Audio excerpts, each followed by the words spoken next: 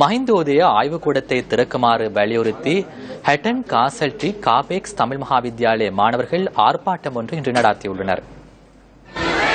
காசல்ட்ரி காபெக்ஸ் தமிழ் மகாவித்யாலய வளாகத்தில் இந்த ஆர்ப்பாட்டம் இன்று முற்பகல் முன்னெடுக்கப்பட்டதாக எமது செய்தியாளர் குறிப்பிட்டார். மஹிந்தோதய ஆய்வுக்கூடத்தின் பணிகள் நிறைவு பெற்று ஒரு வருடம் பூர்த்தியடைந்துள்ள போதிலும் ஆய்வுக்கூடம் இன்று வரை திறக்கப்படவில்லை என ஆர்ப்பாட்டத்தில் ஈடுபட்டோர் சுட்டிக்காட்டியுள்ளனர். இந்த ஆய்வுக்கூடத்தின் திறப்பு விழா இடம்பெறவிருந்த போதிலும் அந்த நிகழ்வு ரத்து செய்யப்பட்டுள்ளதாகவும் அவர்கள் குறிப்பிட்டுள்ளனர். காபெக்ஸ் தமிழ் மகாவித்யாலயத்தின் வளாகத்தில் முன்னெடுக்கப்பட்ட இந்த ஆர்ப்பாட்டத்தில் சுமார் 500க்கும் அதிகமானோர் பங்கேற்றிருந்ததாக எமது பிராந்திய செய்தியாளர் கூறினார்.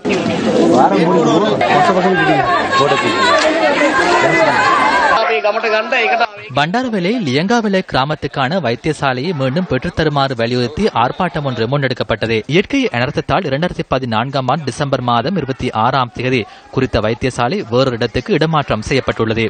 இந்த வைத்தியசாலையை மீண்டும் தமது கிராமத்துக்கு பெற்றுத்தருமாறு வலியுறுத்தி குறித்த பகுதியைச் சேர்ந்த மக்கள் இன்று ஆர்ப்பாட்டம் ஒன்றை நடாத்தியுள்ளனர். அந்த பகுதியில் வைத்தியசாலை இன்மையினால் சுமார் 3000க்கும் அதிகமான மக்கள் பாதிக்கப்பட்டுள்ளதாக எமது பிராந்திய செய்தியாளர் குறிப்பிட்டார். குறித்த வைத்தியசாலை இடமாற்றம் செய்யப்படாமையினால் குறித்த பகுதி மக்கள் சுமார் 3 கிலோமீட்டர் வரை செல்ல வேண்டியுள்ளதாக தெரிவிக்கின்றனர். தமக்கான சுகாதார சேவையை உரிய முறையில் வழங்க அதிகாரிகள் நடவடிக்கை எடுத்து வைத்தியசாலையை மீண்டும் பெற்றுத்தருமாறு வலியுறுத்தி இந்த ஆர்ப்பாட்டம் முன்னெடுக்கப்பட்டுள்ளது. இன்றைய தினம் கௌரவ டாக்டர் புஷ்பகுமார் அவர்கள் ஒரு முடிவு தந்திருக்கார்.